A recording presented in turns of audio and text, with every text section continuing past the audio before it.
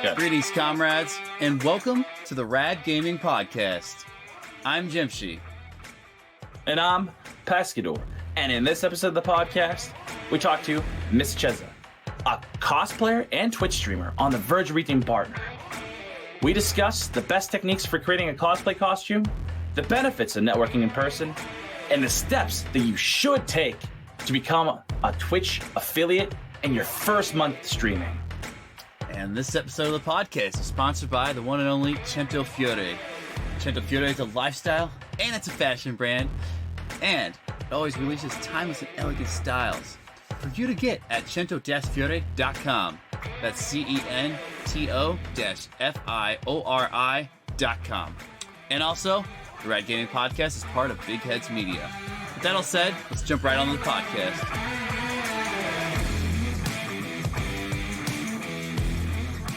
So thank you so much for coming on the podcast. We truly appreciate having you on. Thank you for having me. Yeah. So why don't you walk us through what you did before you started streaming? What did I do before I started streaming? Well, a lot of things, as in, lived for 32 years. So Good one. I guess one of the biggest things I've done in terms of, this whole pop culture fandom type hobby was cosplay, and I still do every now and then, but I cosplayed for about the past 5 years, I think it was. And I started that when I went to a convention, a local convention, and I was like, hey, you know what? People dress up at these things. I know about that. I'm going to give it a try. So I bought a cosplay and I went, and I was terrified, absolutely terrified, because I don't know, have you been to a convention where you're wearing a cosplay outside of Halloween, where there's a lot of people in normal clothing, and it's very, very terrifying. You think people are going to judge you. But they didn't. They loved it. Everyone was great. And it kind of just grew from there. I've always been into gaming and comic books and fantasy novels and that kind of thing since I was a child. So it kind of just progressed from me just being a solo nerd at home with my computer and my bookcase to cosplay and then eventually streaming. So yeah, that's me. So you say you like comic books? Yes, I like some. So what are your favorite comic books? Fables by Bill Willingham is probably my all-time favorite. I'm not really a huge DC Marvel in terms of comic books. I'm usually more of a movie fan for those. When it comes to comics, I like Scott Pilgrim. I like a lot of indie ones. The Sin City ones. The Watchmen is also one of my favorites as well. So, I'm assuming you saw the films for SimCity, right? Yes. Yeah, they're great. SimCity was awesome. Well done film. It was epic. But question I have for you is, you said you were super nervous for going in the cosplay. Everyone else, were all people dressed up, or just most people? And why? Like, where do you get your costume style? Like, how do you build it yourself? Is that what you do? That's a lot of questions in one. So let me see. Yeah. One at a time. It's really interesting. I really want to know. Yeah, it's it's definitely, there's a lot behind it that you don't really know unless you ask those questions. So I was nervous because at the Edmonton Expo, which is when I went to, it's like I said, it's a local convention. It's not quite San Diego Comic-Con. It's not quite New York Comic-Con. I would say the ratio back then was probably 50-50 for cosplay versus plain clothes. So I mean, there's a lot of people in plain clothes. There's a lot of families. There's just a lot of regular people going around looking for comic books. So that's why it was a bit nerve-wracking, especially because I went with one friend and I didn't know anyone in the cosplay community at the time. Now that's completely changed. I know almost everyone in our local cosplay community because they're all so welcoming, and they really brought me into the fold, which was really nice. So that changed a lot. I bought my first costume. It was Silk Spectre 2 from The Watchmen. That was the first one I wore to the Edmonton Comic-Con. And I think after that, I kind of just started seeing how far I could push myself in terms of building and sewing. So I basically got my mom to teach me how to sew because she knows how to sew.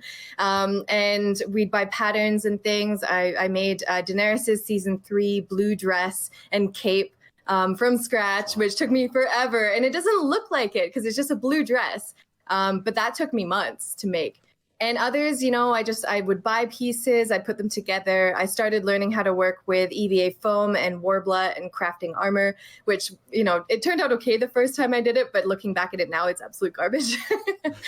But, you live and learn, right? So I just kind of would as my network grew with other cosplayers, we'd utilize each other to kind of figure out what worked best and teach each other little tricks and things. And it grew from there. I'm sure there's like certain cosplayers who are like really good at a certain type of like cosplay accessory or, you know, outfit or something. Like you can be like, oh, they're the go-to person if you want some kind of like handheld weapon or something. They can design that or paint it. Well, there's painters and stuff too. Oh, there's amazing craftspeople. Some people are really good with props, some are great with armor, and some are just amazing master sewing geniuses. And it's funny because sewing is the most tedious and time intensive and looks the least, I guess, impressive. Yeah, like it's like, oh, that's how it's supposed to work. It takes that much. Yeah, and you see someone in full armor, you're like, oh my God, that must have taken forever. I'm like, I did Aela the Huntress from Skyrim in 3 days. And that's like almost all armor. So, I was in a rush. 3 days. 3 days in a rush? Yeah, I think I had a shoot booked, and I was like, well, I want to shoot this costume I haven't made yet, so I made it. So what was your most complex costume that you designed and created yourself? Most complex. Well, to be fair, the Aela one, even though it took only 3 days, the majority was the bodysuit part of it, not the armor. Armor is very easy to do once you know how to mold the foam and paint it and everything. But anything with sewing usually takes a lot. Actually, no, I remembered one. It's been a while. Sorry. What's her name? Alyssa Boskanovich from Tekken. So she's the robot chick with the chainsaw hands. That's what it is. I sewed that outfit, and that is not an outfit that can use a pattern. It's just kind of piecemeal together, and that one took forever. I did all the details on the belt and like little rhinestones and stuff, and then sewing that was kind of a pain, but it turned out really well, to be fair. Where do you even start? Because like I assume that you have to like start from like, I guess like you just pick a spot and you're like, all right, let's just start expanding out from here, or do you just kind of like make a bunch of pieces and then you just kind of, you know, put them together and like, is that like, I don't know, like how did you go about doing that? The second one. Second one, okay. The second one. That's what I was thinking. I was like, it'd be hard to like start and then like get to, you know, the shoulder and like arm, and you're like, wait a second, you know. Like, it was a lot of trial and error, because I think that was the first one I sewed entirely from scratch. My mom helped out a lot, and it was a lot of, you know, because her costume, it's got kind of this, the top is, there's no sleeve on this side. It hangs down asymmetrically. This has got a big poofy shoulder on one side and a full sleeve with lace and all of this finicky stuff. And a lot of it was, you know, measuring it out, cutting it, sewing it, and figuring out that the sleeve didn't quite fit or it would hang down too low. So we'd have to do it again.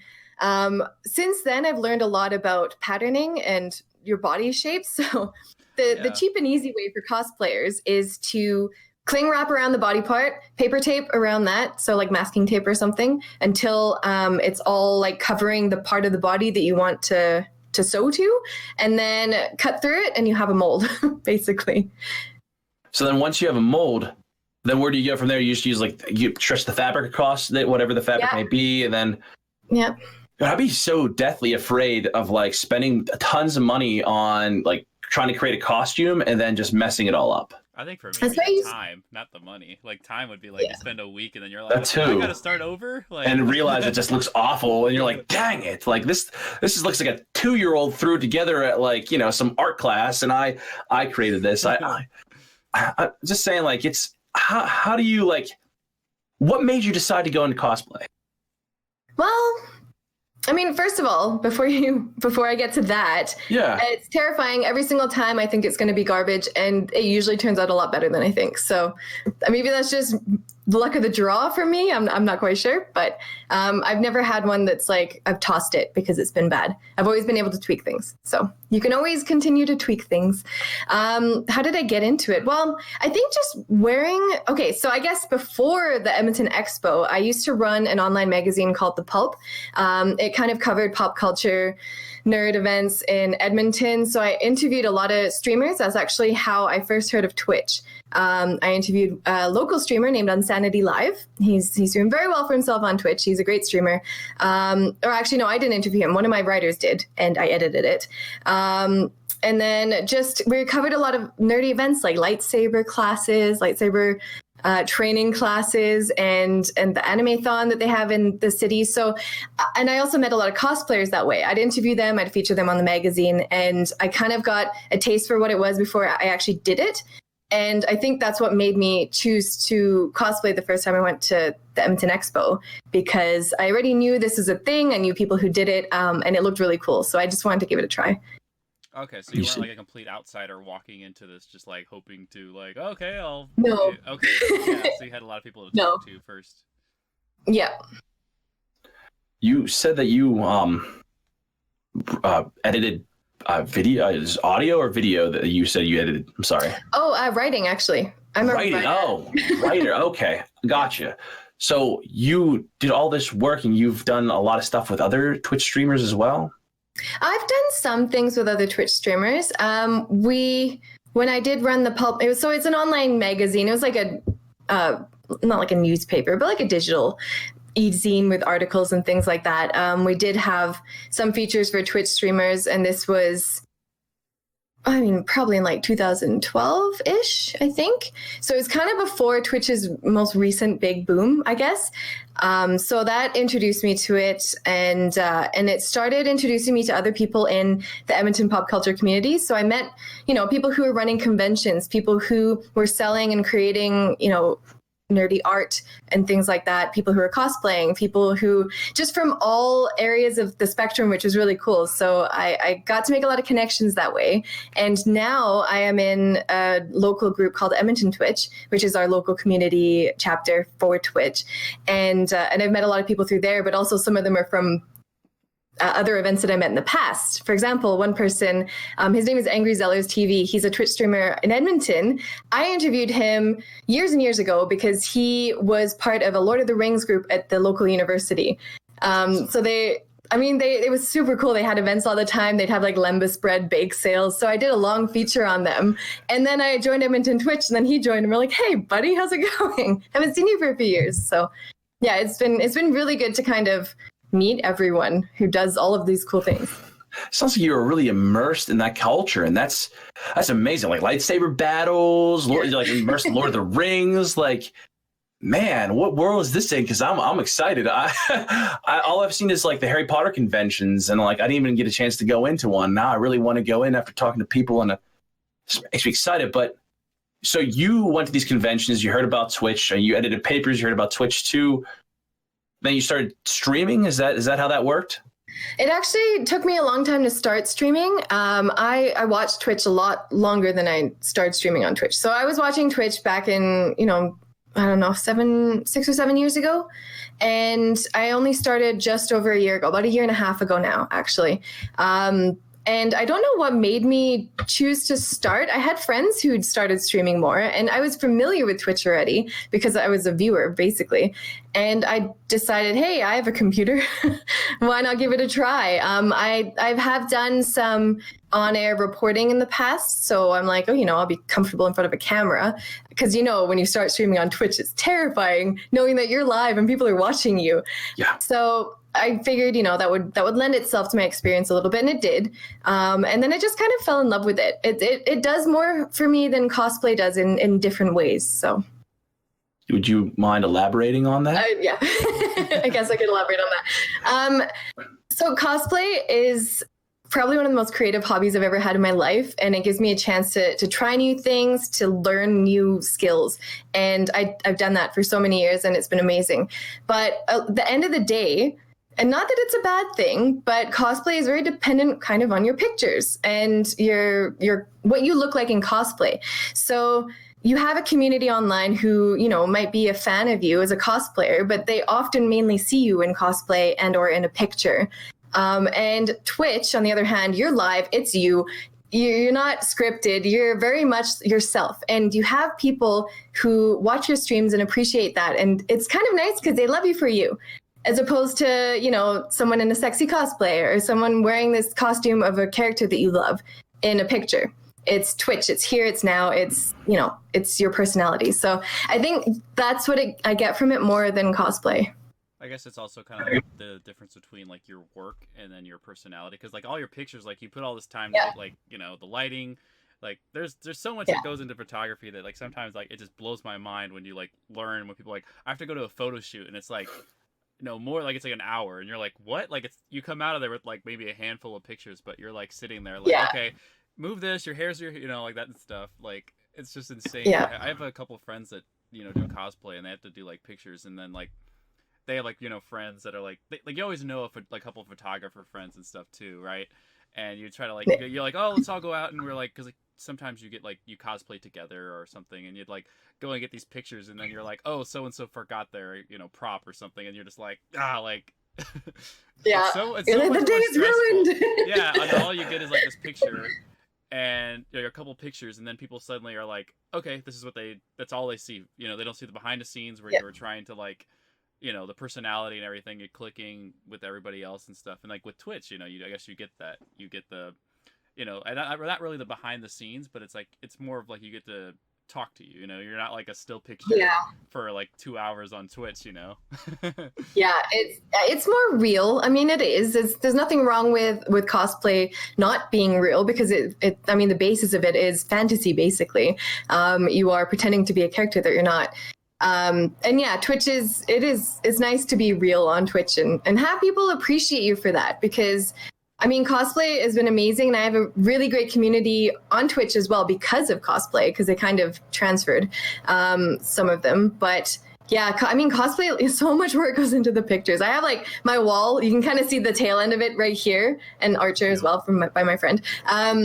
I have like a whole wall of cosplayers. There's men and women up here, and they're my favorites. Some of them are my friends, some are my idols, and I know what goes behind like each of these pictures: the editing, the costume building, the posing, the awkward posing where something cramps and you can't really move because they're trying to take pictures and you just got it perfectly. Yeah, it's not a realistic pose or anything too. Yeah. No, never is. I'm always like, my back. I'm too old for this shit. Oh, sorry. No, you're good. So have you ever come into, I guess, an area in which you've never touched before, say like a new costume designer character and forgot to do something that's so like, I guess, predominant for that character that like someone called you out on before? Nothing huge. People have called me out because it's the internet. People are going to call you out on everything. Yeah.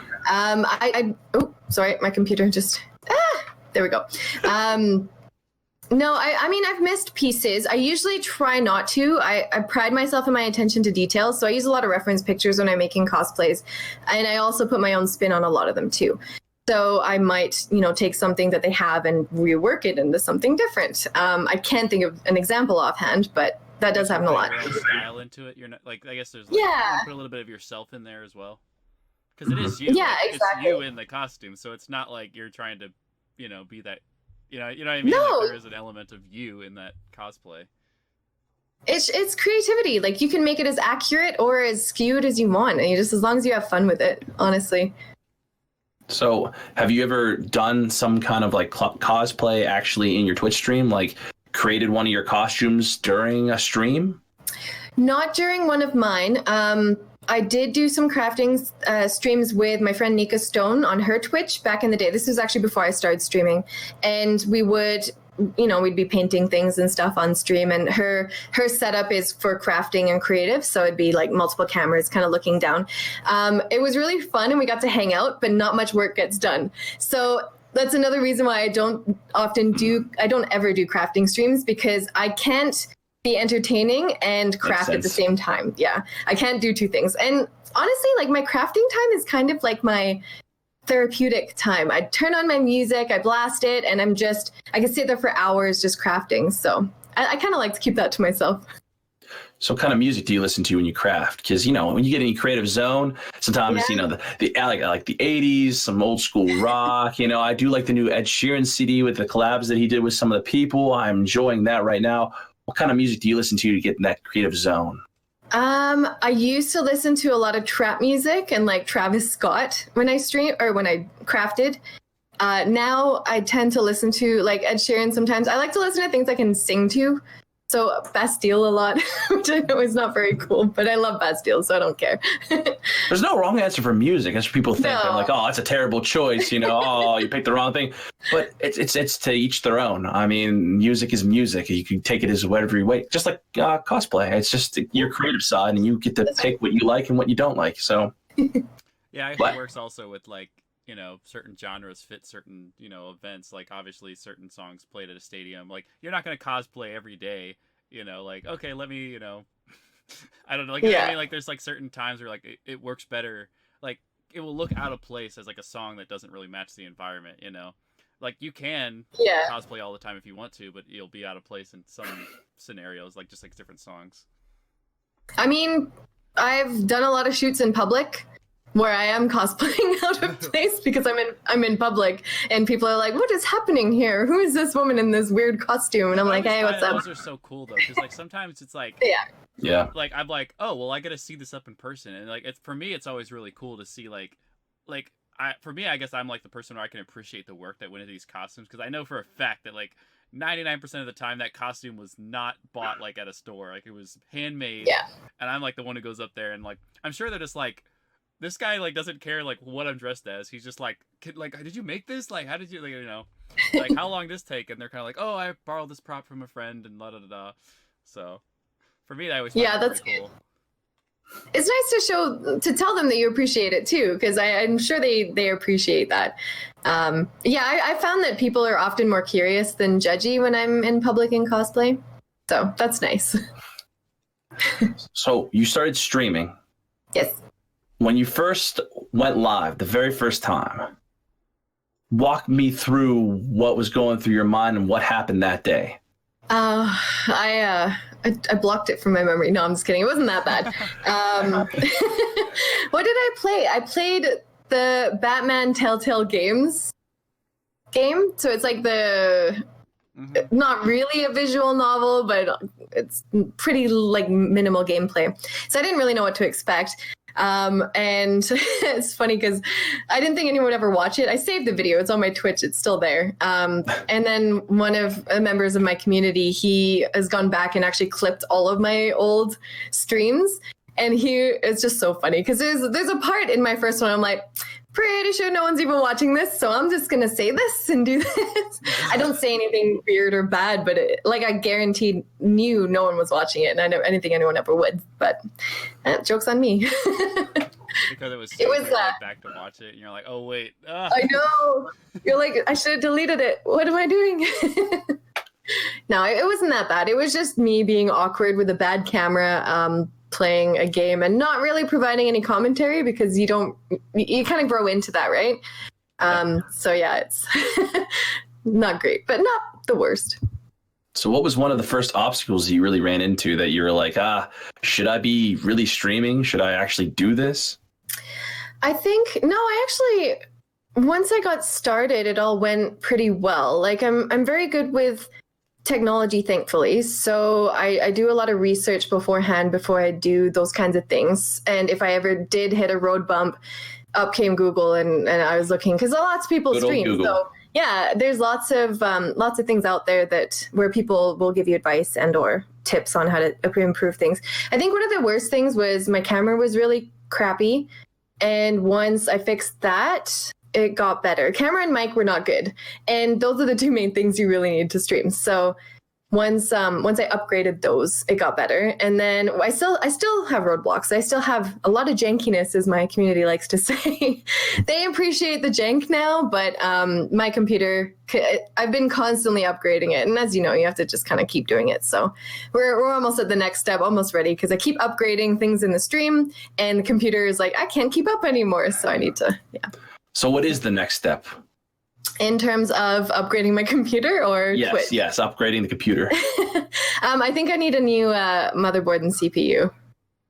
So motherboard and processor. For me, that feels like you're taking out the guts and you're like, all right, time to take everything out. It's a whole new computer almost. Pretty much, yeah. And I'm fine with that. It will take a little while, but my dad actually is the one who got me into gaming when I was a kid. And he's always built his computers, and I get his leftovers because he always upgrades his to the best. And I usually get the next levels. Yeah. I don't think I can anymore because he's too far gone, but him and my boyfriend can both help me with taking out the guts and putting in better guts, basically. So is your dad a gamer? Yeah, he used to be a huge gamer. Now he's kind of settled down into the flight sims, but he was very disappointed that Red Dead 2 was not on PC because he's a PC guy. I thought it was. Isn't it not yet for PC? Yeah, it should be. There's rumors. There's no actual confirmation. I was just looking it up. Yeah, I was going to say I'm pretty sure it is coming out, but I don't know when. And hopefully this year. Promise, kind of like it's gonna happen, and you're like, all right. There's been some leaks, so hopefully we'll see. I gotta buy it for him if it does. So your dad sits in the flight simulators. He really likes that kind of stuff. Yeah. Has he tried the cooking? Like, was that cooking simulator? I have. That's hilarious. So I've seen so many clips of people just like grabbing their dish and dropping it like, well, I hope you like nothing. Here's your food. Like, you just throw it through the window and it's hilarious. Yeah, it's too much fun. I actually, I think the first of that kind of simulator I ever played was the surgeon simulator, which I'm sure you've seen clips of on Facebook. Oh, it's like the heart surgeon or whatever. But I did that on my friend's VR, which is even more fun because, you're trying to hold things and you keep dropping. You drop the scalpel into his ribs, it's gone. You have to use like the Do you still sew them inside? Yeah, you can do whatever you want. So that was really fun. And I decided to do a charity stream actually last week to raise money for a local cat shelter rehabilitation society in Edmonton. And I figured, hey, we're going to do a Hot Ones style stream. I'm going to eat different levels of hot sauce for donations, and the money will go to the cats. So because, there's kind of somewhat food involved, I'm like, let's play Cooking Simulator at the same time. So we played that, and it's just so hilarious. It's ridiculous. And I'm like, oh, I dropped your trout on the floor. Oh, I stepped on it. Here's your trout. And he served that up. Through the window. Have fun with that. Next one. I've seen so many things that people put like, I don't know, metal objects in the like a microwave and just shut it, and they're like, oh, how many might be like metal, all the metal objects, and they just turn it on, it blows up and stuff. Looks like so much fun though. I put the fire extinguisher in the oven. It blew up. I was just gonna say, this chat it literally really says, do not put fire extinguisher in the oven. And I was like, well, I should do this. Yeah, I mean, if it says not to, you kind of have to. Exactly. They want you to. So how did they know you're gonna.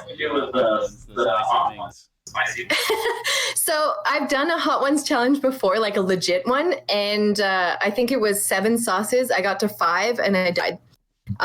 So for this one, because I knew it was going to be on stream, I kind of went to a range of, I don't know if you guys are familiar with Scovilles and the heat units. Oh yeah. For hot sauces. Okay. So I basically went from Frank's, which is like 400 or 500, to, I think the hottest one was called Ass Blaster, and it's it's a good name. Yes, 250,000 to 1 million Scovilles, roughly. The highest I've ever done is probably about 500,000, which was, I've had the bomb, I think it is. That's a Hot Ones one, and that one is killer because it's oil based and it just lingers in your mouth and does not go in. Milk does nothing. No, I did the Atomic Wing Challenge, Quaker Steak, and that was like, I think 500,000 Scoville. It's a lot, right? It was ridiculous. And I didn't even finish them. Like, there was no way of getting that heat out of my mouth. No, you just kind of feel like crying and dying at the same time. So I didn't want to go too aggressive on the stream. So I figured, 250,000 would be enough. And there were, my community is amazing. They drop a few hundred at once, so I had to eat a lot of wings, like almost right off the bat. And they're like, do it in succession. So I did. And by the end, I'm like coughing a little bit. So I got a little sweaty, but I didn't cry. So I just drank a lot of milk, and that was okay. I am not a spicy. No. Jalapenos are like what, 500,000? Oh, my sweet summer child. That's okay. It's not for you. I'm half Asian, so I have no excuse. I have to eat spicy food. Well, I heard that every third child was supposed to be Asian, so. That's how my family always made fun of me, because I have a lot of siblings, and they're like, oh, the third child is Asian. So I was the one who's... Yeah, and they'll like the spicy foods? Yeah, and I'm like the one who doesn't like spicy food of the family, so... That's okay. So you started streaming. You're starting to do pretty good. Is there anything that you started to notice that really brought people into your stream and got like chat actually engaged? Nothing. Did you do any events, or did you do something different with some of your alerts or anything like that? I think so. Sometimes I get a bit lazy with notifying people, and I think that's the key thing. When I let people know in advance, even that day, just kind of on my social account, say, hey, I'm going to be playing this game later. Because, I mean, your social media posts, no matter how many follows you have, it only reaches a percentage organically. The chances are most people aren't going to see it that day. So the more you kind of pre-promote your stream and let people know that it's going to be there, the more people are actually going to show up. So when I try to at least do a going live notification on all the channels, but if I actually put effort into it, then more people do tend to show up, because otherwise they don't know what's happening. Even if you have the schedule, like obviously people, they have their own schedules, so you gotta just keep reminding them. I find that helps a lot. I mean, you have to market yourself if you want to keep growing. But sometimes I'm just lazy, and I'm fine with like my community shows up, like my regular community, and I'm cool with that too. So what do you do to kind of put that extra step into, promoting yourself? Is it like a video, a picture? I mean, I've done a lot of different things. I used to be in marketing too, so that helped. Gain a lot of skills from being in marketing and helping out with companies. Usually just a selfie or a picture works for me. And I make use of Twitter, Instagram, and Facebook. I use my Discord channel, which I have for my community, I guess. And sometimes, putting a few dollars promoting a post will get you that reach that you want, that you might not normally get. So, what do you find social media-wise helps you out the most? Did you see that most of them Twitter, Facebook, or Instagram? Anything that you noticed? Yeah. Twitch is like, Twitter is the Twitch channel. Like, it is the social media channel. A lot of people who use Facebook for streaming might use Facebook, but if you're going to reach the people who are more likely to come to your streams and or support you and or like be part of your community, well, you can be part of them, because a lot of streamers are on Twitch or on Twitter. Sorry, Twitter is the one. So I was just very lucky that I'd spent a lot of effort building out my public facing pages for my cosplay. So I have like my Instagram is my biggest one, but my Facebook is quite large, and my Twitter is it's okay. It's not bad. I think it's at like 4,000. Facebook's around like 11,000. Oh, that's just okay. Just 4,000. 24,000. I mean, you see people with like 1 million, and I'm like, okay, I'm small potatoes, but I got a couple little small potatoes, and I'm happy with that. But I thankfully built out my Twitter before with cosplay, which, I mean, it takes a while to get to that point. It took me years to get to that point. And it's a lot of going to events, meeting people, doing a lot of cosplays, really getting yourself out there. The stuff I did with the pulp and meeting people helped a lot. And I feel like you have a lot of streamers and cosplayers who they don't know to take that step. They don't know that they really need to put themselves out there and meet new people, because you can tell other people to follow you, but you kind of need to give them a reason why and or reciprocate genuinely. You got to be genuine about it. So that really helped. So when I started streaming, I already had the Twitter following that I needed to kind of get started. And I think I got affiliate in the first month, which was pretty sweet. Yeah, it was very cool. Yeah. So it helped. So once you got all that out of the way, you got affiliate, you kind of hit your mile mark, you're excited about that. What was the next step? You were focusing on improving your stream? Were you focusing on getting partner? Were you focusing on networking? What was your next step? See, with anything, I always have like, the far goals in mind. Partner would be great, but I'm a long ways away, and I know that, and that's fine. I will keep doing the things I need to do to get to that point. So I got affiliate, and I figured, people, it's a free stream, but people support you monetarily sometimes. So you always really want to put your best foot forward. And I've always been that way with cosplay, and I have been that way with Twitch. So if a stream, is janky for some reasons, and I realize, hey, I kind of need a green screen because this background is, no one needs to see this. So I'll go and get it. I'll get a new microphone. I'll get things to kind of help improve it. I'll upgrade the computer out of pocket a lot of times. I don't rely on people to donate for that, and I never will. they do, which is lovely of them, but I will never rely on that. But yeah, I think just having small goals and working towards those goals, like the next one is upgrade the computer. That's kind of a small goal. It's a big one, but it's not a huge one. It's not like, hey, I'm going to be partner and be the next ninja. Come on. Yeah. Be realistic about it. And that's how I grew with cosplay, and that's how I'm hoping will grow with Twitch. So I know you said you watched a lot of Twitch before you started streaming. Yes. Is there something that you saw in other streamers when you hopped in their channel? You're like, I will not watch you if you do this. Is there like that one specific thing that's like nails on the chalkboard for you? It just depends. Like everyone has different personalities that they mesh well with, ones that rub them the wrong way and you can't really explain why. And there haven't been very many with me where I'm like, I'm not going to watch this person, or I don't want to know this person. I tend to not like the ones who are very screechy and scream a lot.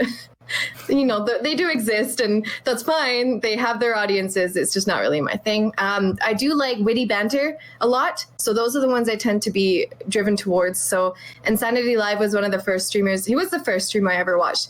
And I watched other ones kind of based on how I liked how he interacted with his stream. And the jokes that he made, which were, you know, it just made you laugh. And I think that's kind of what drew me to it. He was entertaining in a different way. So Do you feel like you after that as well? Like, do you kind of try to emulate some of those things that you like in others? Like, that's like we talked the other side of the coin. You know, the things you don't like, but what are the things you do like? Do you try to emulate those, or do you find that maybe you're like, oh, I'm not a ninja streamer, so I'm not gonna, you know, have high quality, you know, tier 1 performance gameplay? You know? No. Oh no, definitely not tier 1. Not even like tier 10 performance. No, like I think, yes, I model my stream and how I respond to viewers very much on the streamers I first started watching, which is that they're very engaging, they're friendly. It was just a very, like, you know, there's some banter, there's some cheeky banter, but it's a clean stream and it's a clean community, and people feel welcome. No, there's no toxicity to it, which I do not like, and I will never be involved in. And I just immediately, like, that's gone from my community. I don't like it. And just kind of giving people an opportunity to put a smile on their face. And it meant a lot to me at the time, because real talk for a second is like, when I was watching Twitch at the beginning, it was after a bad breakup, and, you know, you're not feeling great and you want things to make you laugh. And it did. It cheered me up. There was other people in the community I connected with, and you'd go on every night and they'd be there, and it's like, you know, making new friends, and it was really great. So I kind of hope to be that for a lot of people too. I try. Or if, you know, you just want to come see me suck it and ruin someone's trout, then that's fine too. Make you feel good. You're like, well, at least I did it, you know? Yeah, exactly. There's something good about myself, man. Yeah, I can cook. I can throw things on the floor and then give it to you anyway. That's just how I roll. But so we talked a lot about streaming in general. What about your hobbies? What do you like to do besides cosplay, besides streaming? Is there anything you particularly like? I mean, all of my hobbies, like cosplay and streaming, stemmed from hobbies and then became much more, I think. They became, you know, part of my life. So I work full time, and other than that, it's some cosplay now, streaming. I like to read a lot, which is not very exciting. I like to eat a lot of Asian food. So there's that, and just gaming really, and reading, that kind of stuff, all the fun stuff, watching anime. So everything what's your favorite like Asian dish? That's a tough question. Like I said, my mom is Chinese, so that's a really tough question. There's so many to choose from.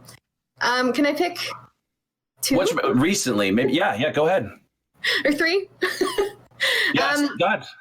My mom makes an amazing Singapore Malaysian laksa, which is like a coconut curry with shrimp and chicken, and it's so good. It's very spicy and amazing. That was probably my favorite dish in the world. I love Japanese cuisine, so yakiniku and sashimi, probably my favorites.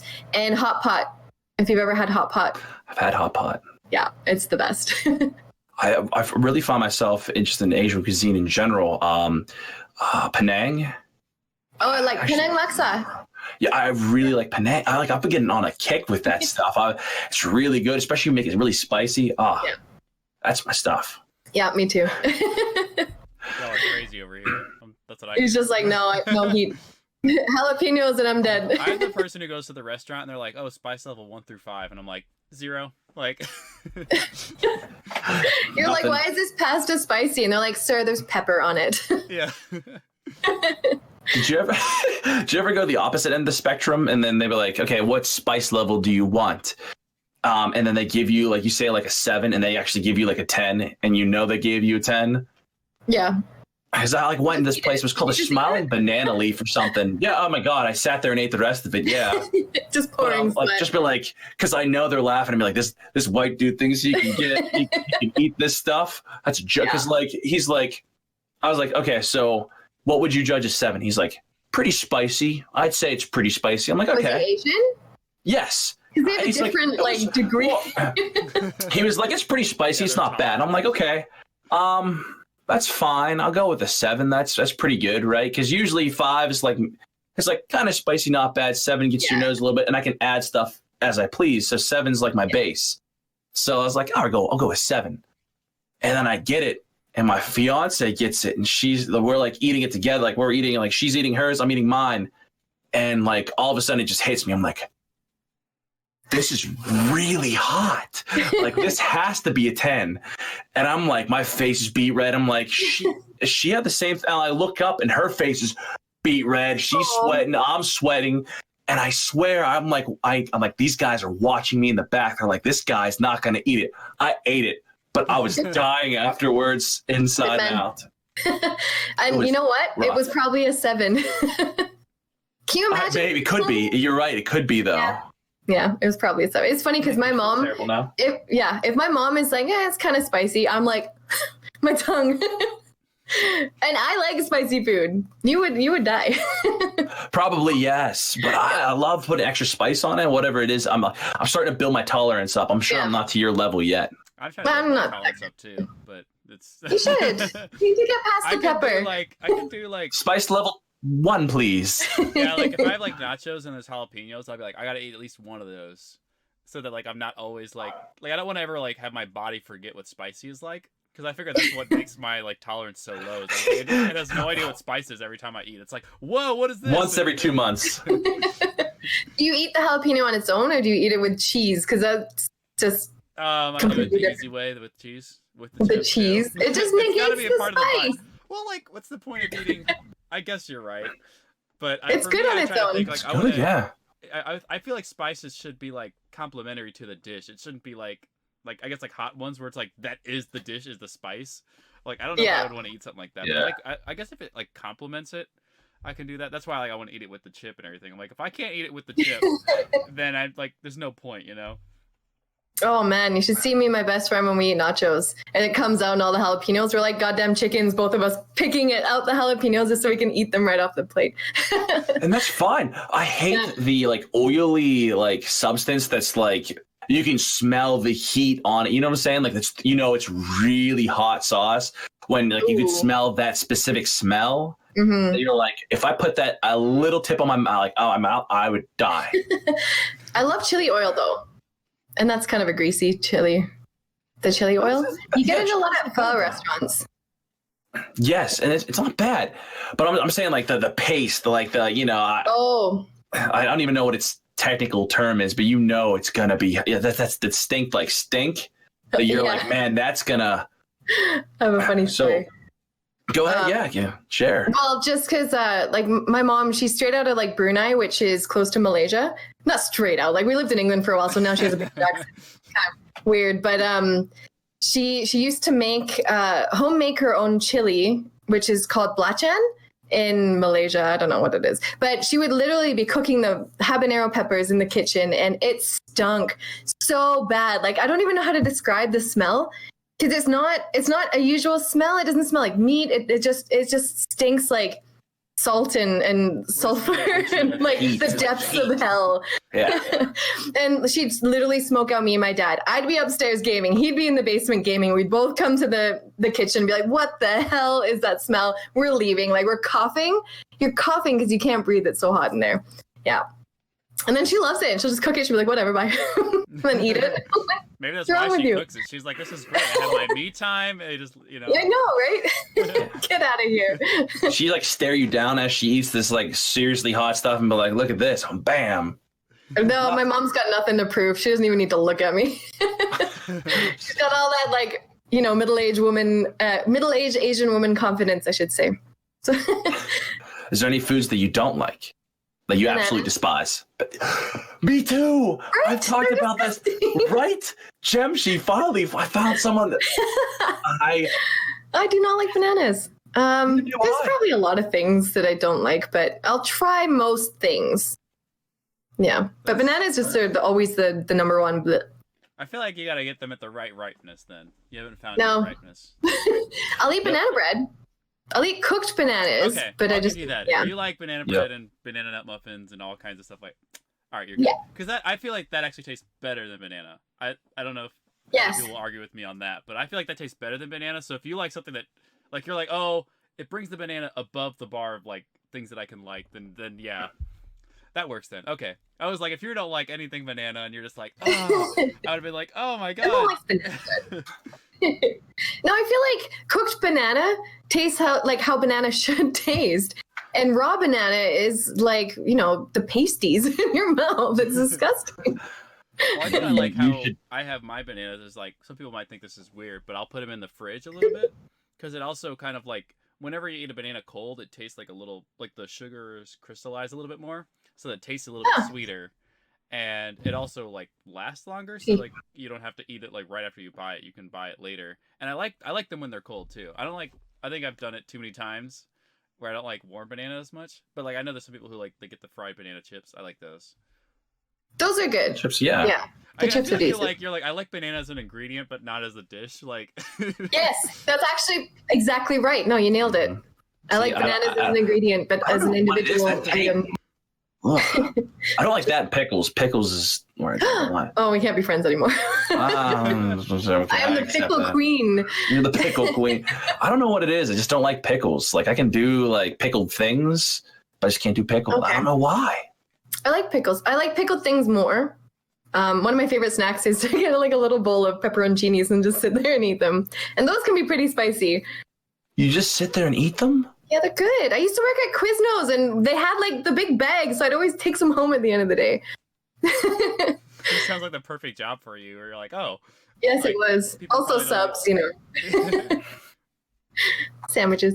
I feel like they don't Gemshi, have I know. Quiznos around much. I'm trying to think about it. There's one No, Quiznos those- near my house, and I don't think it's gone, and I don't know it's there Yeah. anymore. But I don't know. I mean, this is when I was 14, so it was quite some time ago. So what other jobs have you had since from then till now? I've had a lot of jobs. Yeah, I'm not going to list every single one because I've No, you don't have to do that. I was like, do you like have any like silly ones, funny ones, kind of like I worked at GameStop at one point in time and I got fired. Not gonna lie. No, I mean I got dual booked for like Black Friday. I worked at American Eagle and GameStop at the same time. And you went to American Eagle and you didn't go to GameStop. yes. Wow. And that's because I didn't like my manager. And that's the sad thing. That's the sad truth. So I was like, all right, well, I like my manager over American Eagle. I'm going to go over there. And I went over there and like, all right, That's fair. fair deal. I haven't had any like super interesting jobs. I mean, like I worked at a Sport Check for a while. I worked at Chili's for 5 years actually when I was in school. As a server and a bartender, so that was fun. I like Chili's food. There's no more Chili's in Edmonton. The only one in the airport now. The last one was the one I worked at. I think it closed down. What's so sad? I love the molten lava cakes. The Right? vanilla molten lava cakes. They're Yeah. amazing. Their Cajun ribeye was like my favorite steak, and I'll never have it again. She used to butter toast. Oh, Oh, that nice. was, like, That's my a true one story. job. I was a cook Nice. at Bandana's Barbecue, and the only thing they ever would let me do was do the toast. Like it's like they never Wow. they couldn't trust me. I could make the nachos, which was easy. Because that's just like, you get the chips, you put the, like, they had, like, literally the bag of, like, this is one serving size. You take the bag, you dump it on the chips, put it in the microwave, you hit 5, and then if it was a large, you hit 6. Like that's all I did. That's all I did, and I can remember that now, because that's all I was, like, qualified to do. Like, they wouldn't even let me make the corn, or, like, Wow. I don't think I even dished it up. Like, they wouldn't even let me, like, dish that stuff up. Although I think Oh they, my like, God. there were, I'm not sure if it was the corn, but there's some things the server has to come up and then they'll finish the dish up for them. I don't remember which ones those were because I didn't have to do that. Like I was never there cutting the meat. They never let me cut the meat. They made me do the dishes and make toast. And it was funny because like you can only make toast so fast. And they were like, you're like, because they were like, oh, you're not making toast fast enough. I'm like, all right, I've got the whole burner on. It's covered with toast right now. Like, what do you mean I can't make it any faster? Because like then I would like hurry up and like this isn't toasted long enough. I'm like, what? It was the most infuriating thing. And they were like, I can't even make toast at this job. You think that'd be like the one thing I could do? Dude, sounds like you cook for Gordon Ramsay. This toast is pathetic. You know? Yeah, he takes them out like you're an Idiot idiot sandwich. sandwich. Yeah. You should definitely get Cooking Simulator and like get 5 stars in it and be like, suck it. Look at me, I'm professional chef now. I need to open up my restaurant and make it just a pure toast restaurant, like avocado toast, please or don't. like butter toast, just like all types of toast. Yeah, his skills that he acquired over his time. They just opened a boutique toast restaurant here in Edmonton. Really? Yeah. That's promising, Jemshi. It's right there for the taking. You got to do it. There you go. They just opened one. Avocado toast is on the menu, of course. It's very hipster. I can't remember what it's called. Hipster places do very well these days. That's okay, Jemshi. It's following your dream. I've been celiac for the past 4 years, so maybe I'm just bitter because they opened a restaurant that I can most certainly not go to. I think they might have gluten-free toast, though. So I hear you. I'm lactose intolerant. Are you? Mm-hmm. What'd you say, sorry? I said I feel like you would have to have, not like gluten-free bread, because like if you're a toaster, like you want to have everyone come to your restaurant. You don't want to be like, oh, like might as well call it like gluten restaurant or gluten world. Like just see like you can't. But I looked at the menu and it's like, oh, something on toast, and it's like all toast items, and I'm like, these are literally just open-faced sandwiches. This is a full sandwich, but with just 1 slice of bread instead of 2, and yet you're charging $20. Yeah. $20. Yeah, geez. Look at the money I could make on that. You could. She just built your idea and shut it all down within 2-3 minutes. She was like, this is already a thing, but it's a terrible idea. It's implemented poorly. It is implemented poorly. At least you could do the double toast special and make it just a fucking sandwich. Like you have like 2 slices of toast, and it's up to the person to like put those 2 together. Yeah, build your own toast. Toast buffet. I guess you could have like grilled cheese or something like that. Like you'd be like, oh, it's a type of grilled cheese, except there's no cheese. It's just avocado, chicken, and bacon, and sandwich. Yeah, it's just a full club, but 1 slice of bread. You have to eat this very awkwardly in front of your friends. And I would love to see like they could have different. Like for me, I would have different types of bread. Like what kind of bread would you have that like have it on? Like gluten free, this or that, and kind of like a Chipotle. Like you come in, you get your get your tortilla, and then you kind of walk down the line. I want to get your bread. We'll slap whatever you want on your toast, and then here you go. Now you're just like the Subway of toast. I was just gonna say. So Subway. They toast their bread now. Here. Take your ingredients here.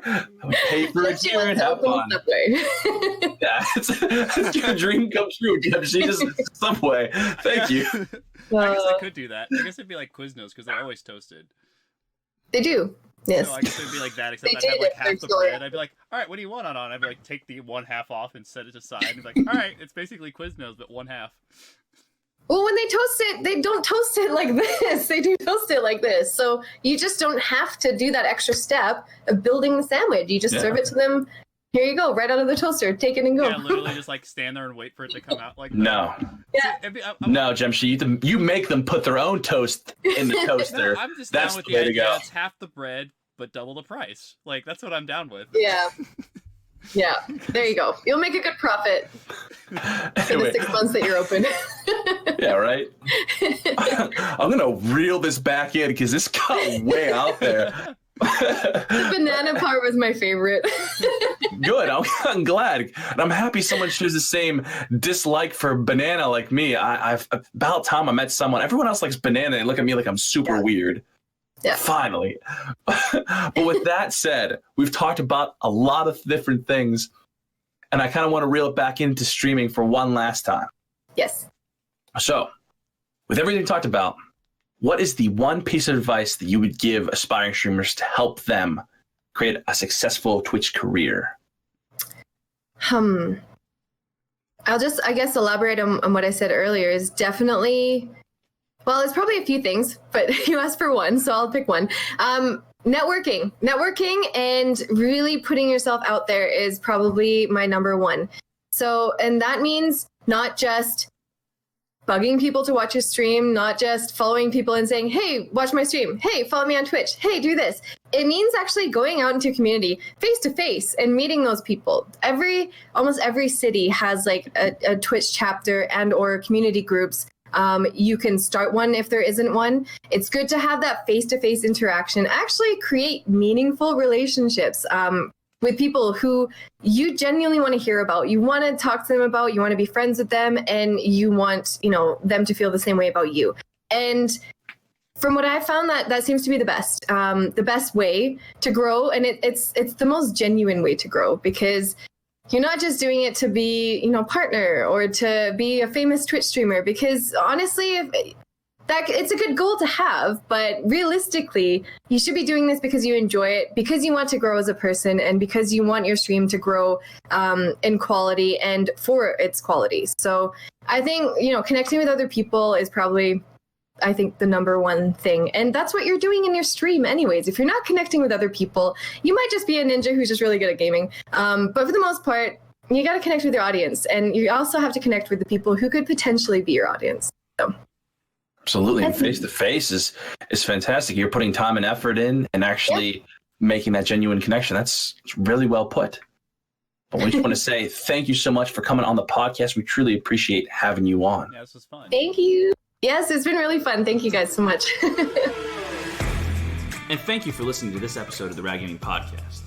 You can check out our guests by clicking the link in the description. Be sure to subscribe to our YouTube channel and rate and subscribe to us on iTunes or wherever else you listen to podcasts. We release a new episode every Wednesday and Friday. And as always, stay rad, comrades.